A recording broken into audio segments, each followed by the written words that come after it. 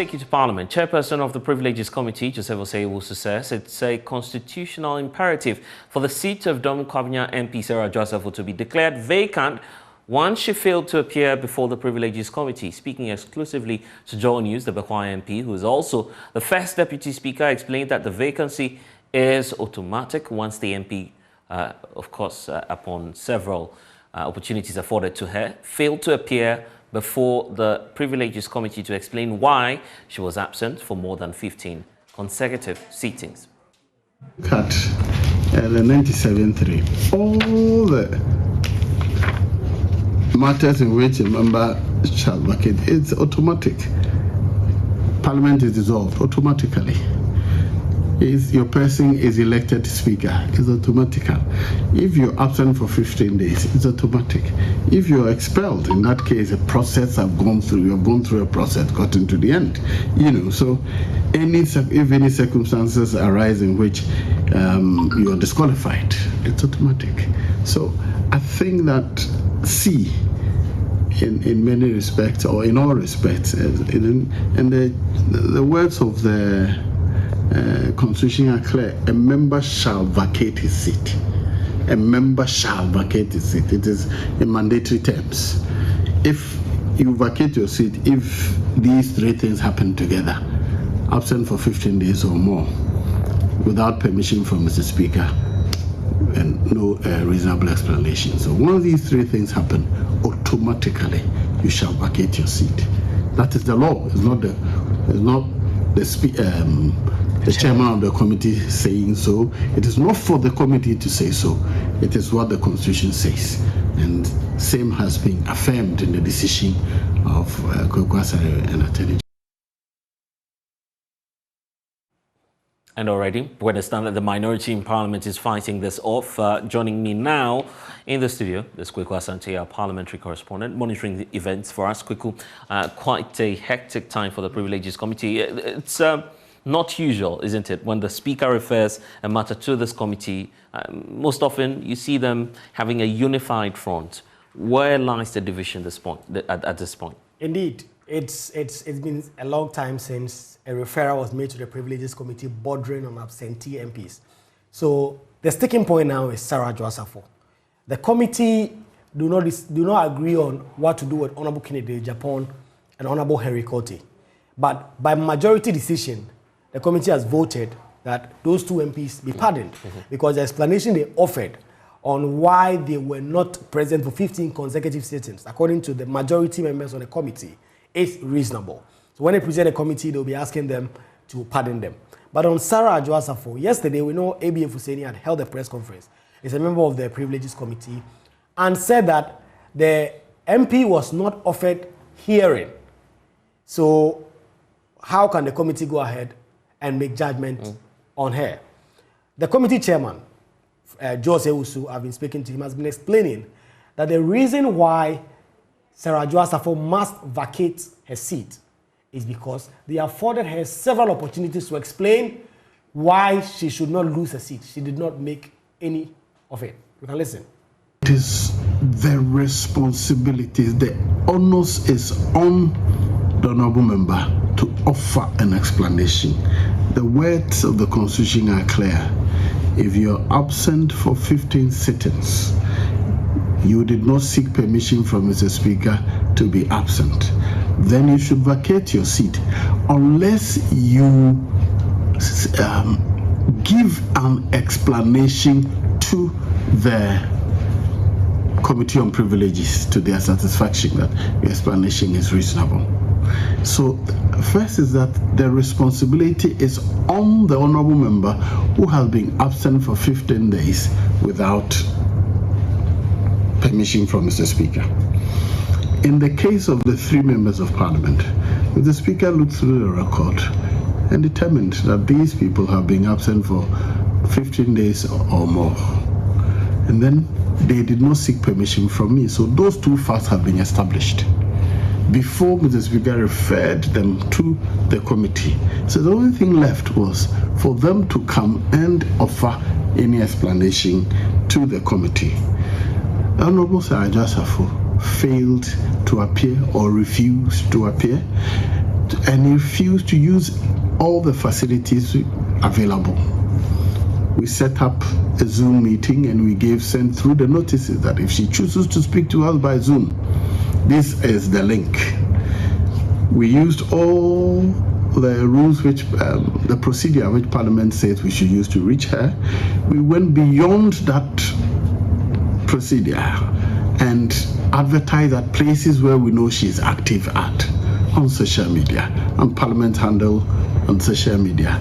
We published in the newspapers. So whatever effort Parliament ought to make to offer her the facility to explain herself if she has any explanation has been done. You can't force, even if you force a horse to the river, you can't force her to drink. It is her choice whether to discharge that responsibility placed on her to offer a reasonable explanation or not. If she chooses not to offer any explanation, the law should apply.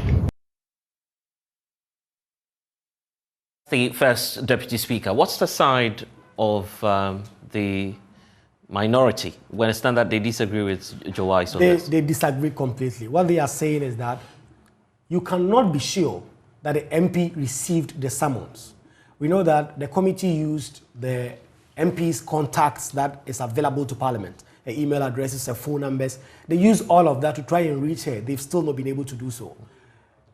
You know, you conducted an interview with Sarah Adwoa Safo on this platform. Right. The committee's report that a source has shown me, the draft report that will be laid before Parliament next week, references that Joy News interview with Sarah Adwoa Safo to say that we try to use the same person that connected Sarah Adwoa Safo to Joy News for an interview to be conducted. And you're sure that this is contained in the draft? This is the draft report that I've seen that the members are looking at before it is laid before Parliament next week. How did the committee arrive at that, particularly when we have no official documentation as of now that the Privileges Committee wrote to Multimedia or any other assign of the company requesting for the official source, which we are not even entreated by law to disclose necessarily? How are they sure, certain, even about that source in the first place? That I cannot be sure about for now. But the committee has a wide array of influence, has sources that they've been able to try and speak with, to try and get some facts to help them in their work. What we understand is that the committee, in doing its work, the chairman, for instance, the clerk, the administrative part of the committee, try to find out the MP has not been responding to the summons that we've been making to her via her usual communication channels. But she spoke to a media house in Accra via video conference. So the committee tried to find out how did she end up on that platform, and can we use that same platform to reach her? Because the committee said if Sarah Adwoa Safo can't come into the country and do a face-to-face sit down with the committee members, like Honorable Henry Kote, Honorable Kennedy Japan have done, right, then they wanted to offer opportunity via video conference. So they sent her the Zoom link. Yeah. They actually referenced her social media active presence. Right. And recently posted a video about herself and her child and all that. The committee said, we've been trying to reach her. We've been trying to use all mediums available to get her. It's not working. Gotten her. So yeah. Yeah, but then the minority says we're still not giving her fair hearing. This is not the decision we have taken as a committee. All right. And that the chairman of the committee is on his own. We also know that the minority are expecting a showdown in the House. I've been asking Joseph Osewusu, are they ready for a showdown? Are they ready for a fight when it comes to it? Not a fight as in fist, but we know, given the posture of the minority now, they are ready and willing to go all extent to say that Sarah Adwoa Safo seat should not be declared vacant because you have not heard from her. The first deputy speaker, also the chairman of the committee, says he does not want to see it come to that, and that his side are going to use the legal argument to argue, to make the point that Sarah Adwoa Safo's seat should be declared vacant. We can listen. I don't see where fights come in. For showdown. They are factual matters. Once these three facts occur, the law applies. if there should be a fight, the fight should be on whether those facts have occurred. Once those three facts occur, whether or not you are absent is recorded, and is a record of Parliament which has been affirmed by the House day by day. The persons are given opportunity to even challenge that record at the Privileges Committee. And then the fact that they were absent without permission is also recorded. The persons are given the opportunity to respond to whether they may have been a misreportage or something. If you don't have any response to those two, then the third one is your explanation. If the explanation comes and the committee is satisfied that this is a reasonable explanation, then the matter ends there. If the committee says no, we've heard your explanation, we don't think it's a reasonable one, the matter ends there. If you do not offer any explanation at all, it's also the same thing as saying there's no explanation, a reasonable one. So the matter ends there. Then the first A97(1) comes. You shall vacate your seat. Okay, so that's where we are now. And do we know when this report will be laid on the floor? It was expected that the committee report will be laid today, but the report has not been able to go down with all members for them to make their inputs. So on Tuesday, the committee report is expected to be laid. The other argument that is expected to come is whether or not the report of the Privileges Committee is final or not. The first Deputy Speaker, the chairman of the committee, argues when they put their report before Parliament, that is it. Parliament do not have to take another decision on it. Obviously, the minority disagree. Indeed, on the day the Speaker made the referral, it was one of the arguments, the back and forth argument between both sides. And so that is the second leg of the fight. How is this different from how is the Privileges Committee different from the other committees? Because I'm asking that question because at the committee level, once there's a dissent by any member of the committee, it will be put before plenary, right? Indeed. But why are we not experiencing that has actually been in this case? The argument the minority have been making, that committees are committees of Parliament. They don't work for themselves. They work for the whole House. So it's like the House has delegated a bit of its responsibility to you to work on it for us. You bring it back to us for us all to take a decision. The majority side, the majority leader himself, Oseche Mensah Bonsu, First Deputy Speaker, obviously do not agree with that. They say that if you look at the wording of the Constitution, it says your seat will be declared vacant if you are unable to provide explanation to the committees on privileges. The Constitution does not go on to say anything like it should come back to the House for a report. So they believe once we are able to offer a reasonable explanation and the committee thinks you should be pardoned, that's it, it ends there.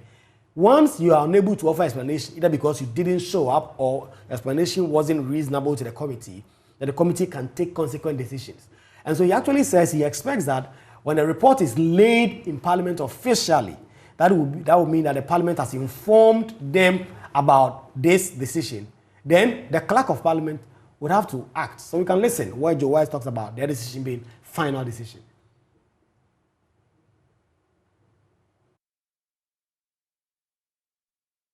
I'm only working on what the Constitution says.